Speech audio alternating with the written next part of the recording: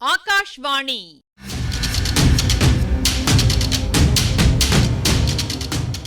பொன்னியின் செல்வங்கள் வாசிப்பும் ஆய்வும். வாசிப்பவர் ராமசுவாமி சுதர்சன் அவர்கள்.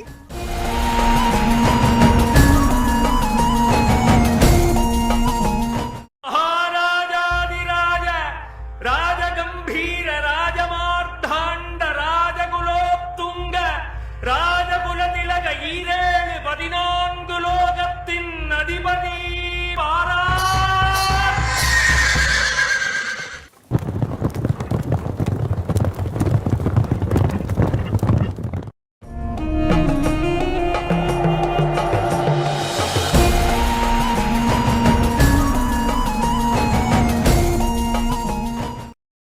இளவரசர் அருள்மொழிவர்மர், சேனாதிபதி வந்தியத்தேவன், ஆழ்வார்க்கடியான் ஆகியோர் உரையாடிக் கொண்டிருக்கும் வேளையிலே நந்தினி பற்றிய ஒரு பேச்சு எழுகிறது. நந்தினியின் செயல்பாடுகள் எப்படிப்பட்டவை என்பதை சேனாதிபதி விவரித்துக் கொண்டிருக்கும் பொழுது இளவரசர் அருள்மொழிவர்மர், சேனாதிபதி, எச்சரிக்கை! சக்கரவர்த்தியைப் பற்றி கௌரவ குறைவாக எதுவும் சொல்ல வேண்டாம். என் தந்தையின் உடம்பில் உயிர் உள்ளவரையில் அவரிடம் கட்டளை எதுவானாலும், எந்த சந்தர்ப்பத்தில் இடப்பட்டாலும் அதுவே தெய்வத்தின் கட்டளையாகும். அதை நாங்கள் மறுக்கவில்லை இளவரசே.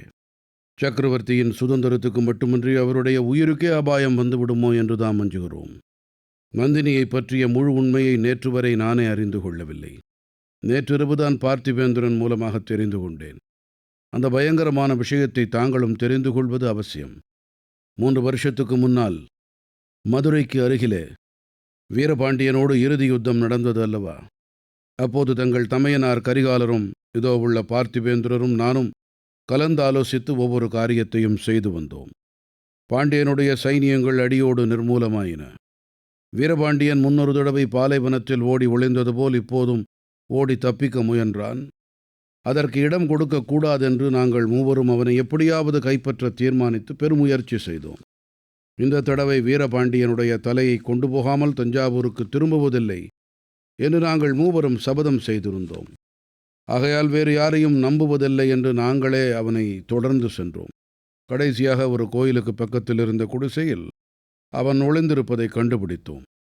குடிசைக்கு வெளியில் எங்களை காவலுக்கு நிறுத்தி வைத்துவிட்டு தங்கள் அண்ணன் கரிகாலர்தான் உள்ளே நுழைந்தார். வீரபாண்டியனை கொன்று அவன் தலையை எடுத்து வந்தார். நாங்களும் எங்கள் காரியம் முடிந்துவிட்டதென்று குதூகலமாக திரும்பிச் சென்றோம்.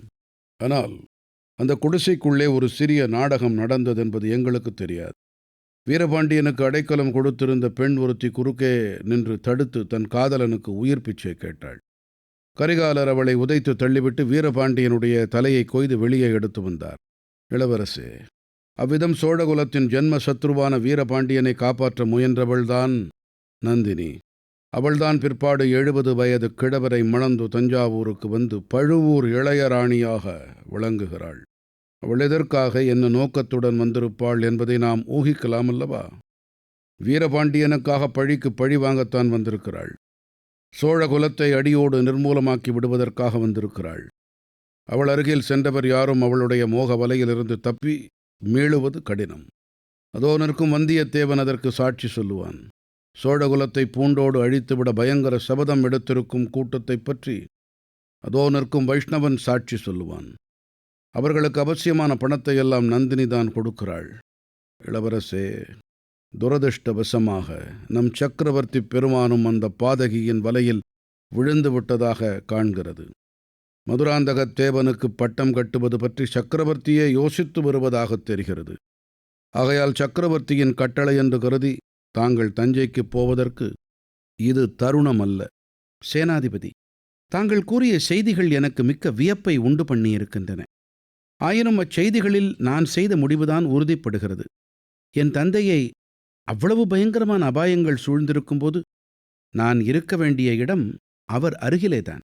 இலங்கை அரசு எனக்கு என்னத்திற்கு? அல்லது இந்த உயிர்தான் என்னத்திற்கு? இனி யோசனை ஒன்றுமே தேவையில்லை. என்னை தடை செய்வதற்கு யாரும் முயல வேண்டாம் என்று இளவரசர் கம்பீரமாக கூறினார். பிறகு சற்று தூரத்தில் தூணில் சாய்ந்து கொண்டு தம்மை கண்குட்டாமல் பார்த்து கொண்டிருந்த பூங்குழலியின் மீது அவர் கண்கள் சென்றன. சமுத்திரகுமாரி, சற்று இப்படி அருகில் வா என்றார். பூங்குழலி நெருங்கி வந்தாள். பெண்ணே, நீ கொண்டு வந்த செய்தியின் மூலம் எனக்கு பெரிய உதவி செய்தாய். இன்னும் ஓர் உபகாரம் எனக்கு நீ செய்ய வேண்டும்.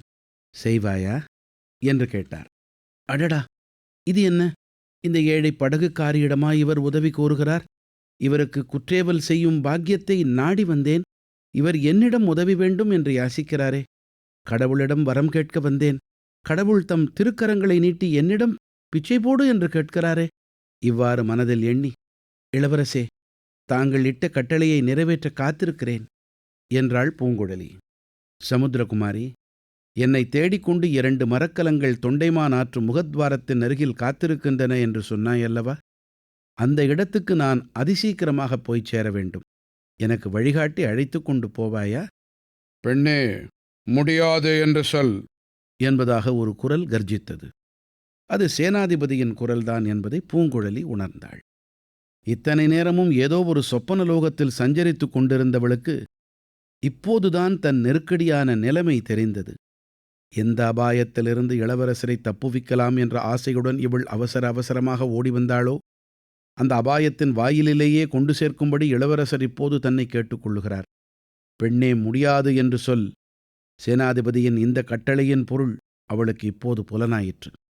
நாலாபுறத்திலிருந்தும் 1000 குரல்கள் அதே கட்டளையை அவளுக்கு இட்டன. மரங்கள் அவ்வாறு முழங்கின. மண்டபத்தின் தூண்கள் அவ்விதம் அலறின. மரக்கிளைகளில் மேலிருந்து பறவைகள் கதறின. ஆனால் அந்த பேதை பெண்ணின் இதயத்தின் உள்ளே மெல்லிய குரல் கேட்டது. பூங்குழலி, இதோ உன் அதிர்ஷ்டம். இளவரசருக்கு வழிகாட்டி அழைத்துப் போவாயானால் அவருடன் 2 தினங்கள் கழிக்கலாம். அவர் அருகில் நீ இருக்கலாம். அவர் உன்னை பாராதபோது அவரை நீ பார்க்கலாம். அவர் மீது பட்டு வரும் காற்று உன் மீதும் படும். அவருடைய குரல் உன் காதில் அடிக்கடி கேட்கும். அடிப்பெண்ணே, நீ கண்டு வந்து எட்டாத கனவில் ஒரு சிறிது நிறைவேறும். பிறகு எது எப்படியானால் என்ன? பூங்குழலி, ஒத்துக்கொள் என்று அந்த மெல்லிய குரல் அவள் மனக்காதில் கூறியது. சமுத்திரகுமாரி, ஏன் தயங்குகிறாய்? எனக்கு இந்த உதவி நீ செய்ய மாட்டாயா? நானே வழி கண்டுபிடித்து கொண்டு போக வேண்டியதுதானா என்று இளவரசர் கூறியது அவளுடைய மனம் திடமடைய காரணமாயிற்று. இளவரசே, வழிகாட்ட நான் வருகிறேன் என்றாள். சேனாதிபதி பூதி விக்ரமகேசரி அப்போது தம் தொண்டையை கனைத்து கொண்ட சப்தம் பூகம்பம் ஏற்படுவதற்கு முன்னால் பூமியின் கர்ப்பத்திலிருந்து எழுகின்ற பயங்கர தொனியை நிகர்த்திருந்தது.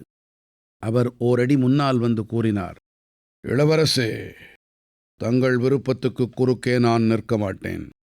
ஆனாலும் என் வேண்டுகோள் ஒன்றுக்கு செவிசாய்க்க வேணும். தங்களை சிறைப்படுத்த வந்திருப்பவர்களிடம் தங்களை ஒப்படைக்கும் வரையில் தங்களை பாதுகாப்பது என் பொறுப்பு. நேற்றிரவு தங்களை கொல்ல நடந்த முயற்சிகளைப் பற்றி சற்று முன்னால் தங்கள் தோழர்கள் சொன்னார்கள். அந்த கொலைகாரர்கள் இன்னும் பிடிபடவில்லை. அவர்கள் யாரென்று தெரியவும் இல்லை. என் மனத்தில் உள்ளதை சொல்வதற்காக மன்னியுங்கள். இந்த பெண்ணின் பேரிலேயே எனக்கு கொஞ்சம் சந்தேகம் உண்டு.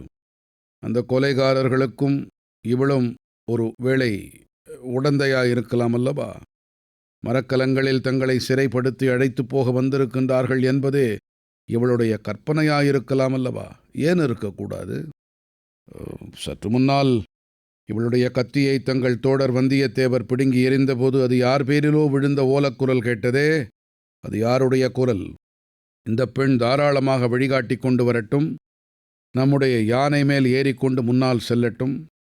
ஆனால் தங்களுடன் நானும் தொண்டைமான் ஆற்றின் உள்ள கப்பல்களை காணும் வரையில் வந்தே தீருவேன். அது என்னுடைய கடமை. சேனாதிபதி இந்த பேச்சை புன்னகை பூத்த முகத்துடன் கேட்டுக்கொண்டு நின்ற இளவரசர், அப்படியே ஆகட்டும்.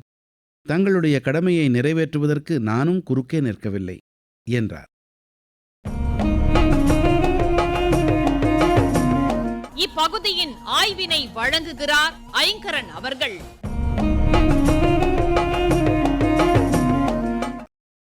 இந்த ஈழ நாட்டில் இருக்கிற புத்த குருக்களுடன் சேர்ந்துகிட்டு இலங்கை ராஜ்யத்துக்கு மன்னராக முடிசூட்டிக் கொள்ள சூழ்ச்சி செய்திருக்கார் அருள்மொழிவர்மர். இந்த காரணத்துக்காக சக்கரவர்த்தியின் கட்டளையின் பேரில் அவரை சிறைப்படுத்திக்கிட்டு போறதுக்கு 2 பெரிய கப்பல்களில் வீரர்கள் வந்திருக்காங்க. அவங்க வந்திருக்கிற காரணம் சேனாதிபதிக்கு தெரியக்கூடாது. தெரிஞ்சா அருள்மொழிவர்மரை தப்புவிக்க அவர் பிரயத்தனப்படுவார். இதுதான் பூங்குழலி கொண்டு வந்த செய்தி. நிச்சயமா இது பழுவேட்டரையர்களின் சூழ்ச்சிதான்னு கொதித்து எழுந்தான் பார்த்திபேந்திரன். சக்கரவர்த்தியே சிறையில் இருக்கிற மாதிரி தான் இருக்கார், நானே பார்த்தேன் நான் வந்தியத்தேவன். காஞ்சிக்கு போயிருங்கன்னு அறிவுறுத்தினார் பெரிய வேளார். இந்த இலங்கை தீவிலேயே பாதுகாப்பான சிறைச்சாலை இருந்தா அதில் அடைச்சி வைக்கணும்னு தன் கருத்தை நகைச்சுவையா சொன்னான் திருமலையப்பன். சேனாதிபதியும் பல்லவனும் கடும் கோபத்துடன் உருமினாங்க. ரொம்ப அலட்டிக்காம அண்மையில் நடந்த 2 கொலை முயற்சிகளை பத்தி சொல்லி சிந்திக்க வைக்கிறான் அவன். இதை கேட்டு மறுபடியும் துள்ளின பார்த்திபேந்திரனை நொடியில மடக்கிட்டான் ஆழ்வார்க்கடியான். இப்ப இவங்க கூடியிருக்கிற பகுதியில கூட யாரோ பதுங்கி இருந்தது தெரிய வருது. எந்த நிலையிலும் மனத்தின் சமநிலையிலிருந்து இம்மியளவும் வழுவாத அருள்மொழிவர்மர் சக்கரவர்த்தியின் கட்டளைப்படி நானே அவங்க இருக்கும் இடத்துக்கு போய் என்ன ஒப்பு கொடுப்பதுதான் என் கடமைன்னு உறுதியா சொல்லிடுறார். எனக்கும் ஒரு கடமை இருக்குது. உங்களுக்கு எந்த அபாயமும் நேராமல் பாதுகாக்க வேண்டியது உன் பொறுப்புன்னு எனக்கு கட்டளையிட்டிருக்கார் சக்கரவர்த்தின்னு சொல்லி இளவரசரோட மனசை மாத்த பார்க்கிறார் பெரிய வேளார். அவரோ தமது பேச்சு திறனால தம் வாதத்திலேயே உறுதியா இருக்கார். பொறுமை இழந்து போயிருந்த பார்த்திபேந்திரன் நந்தினியை பத்தின பேச்சை எடுக்க அதையும் பயன்படுத்திக்கிறார் சேனாதிபதி. நீங்க இப்போ சொன்ன செய்திகள் வியப்ப தந்தாலும் நான் எடுத்த முடிவுதான் இன்னும் உறுதிப்படுதுன்னு சொல்லி இளவரசர் அடுத்த கட்டத்துக்கு ஆயத்தமாயிடுறார். நேயர்களே, நந்தியின் பேர்ல ஆதித்த கரிகாலருக்கு ஏற்பட்டிருந்த காதலை பத்தியோ பழுவேட்டரையரின் இளையராணியா அவ ஆனதினாலே ஏற்பட்ட ஏமாற்றத்தை பத்தியோ லதா மண்டபத்துல அவளை தனிமையில சந்திச்ச போது அவ போட்ட கொடூரமான நிபந்தனைகளை பற்றியோ எதுவுமே பெரிய வேளாரின் பேச்சில் இடம்பெறலைங்கிறத கவனிச்சிருப்பீங்க. அப்படியே சொல்லியிருந்தாலும் அருள்மொழிவர்மர் தம் முடிவை மாத்திக்கிட மாட்டார்.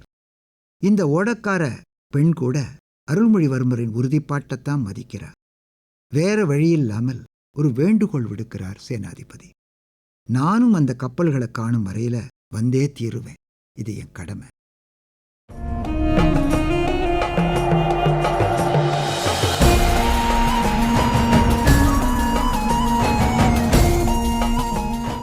பொன்னியின் செல்வங்கள் வாசிப்பும் ஆய்வும் கேட்டீர்கள்.